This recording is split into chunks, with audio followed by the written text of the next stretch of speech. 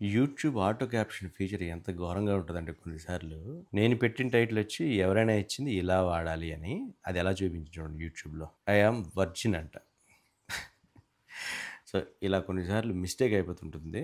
వెంటనే మనం టైటిల్ మార్చుకోవడం ఒకటే బెస్ట్ ఆప్షన్. ఎందుకంటే దానికి అది ఆటోమేటిక్‌గా తీసుకుంటూ ఉంటుంది. కొన్నిసార్లు మనమే పెట్టాం అనుకుంటారు చూసేవాళ్ళు. తప్పుగా అర్థం చేసుకుంటారు. మాకెవరో ఆల్రెడీ కామెంట్ పెట్టారు. ప్లీజ్ చెక్ క్యాప్షన్ అండి అని. కాకపోతే మేము పెట్టలేదు. ఆటో ట్రాన్స్‌లేషన్‌లో అది క్యాప్షన్ అనేది లేదా టైటిల్ అనేది అలా ఆటోమేటిక్‌గా మారిందనమాట.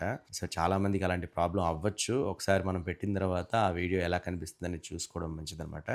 నేనైతే యూట్యూబ్ స్టూడియోలో ఇప్పుడు టైటిల్ ఏదో చేంజ్ చేస్తున్నా. ఇది చూద్దాం ఎలా వస్తదో. ఇప్పుడైతే టైటిల్ చేంజ్ చేశాను. ఇప్పుడు యూట్యూబ్ ఓపెన్ చేస్తే ఆ! సేమ్ వచ్చింది. కొన్నిసార్లు బెటర్ టైటిల్స్ వస్తాయి. కొన్నిసార్లు ఇలాంటివన్నీ వస్తుంటాయి. మనకది నచ్చలేదనుకోండి, వెంటనే యూట్యూబ్ స్టూడియోలోకి వెళ్ళి టైటిల్ చేంజ్ చేసుకోవడం అనేది మంచి పననమాట. చూసుకోండి. ఈ ఇన్ఫర్మేషన్ నచ్చితే లైక్ చేయండి.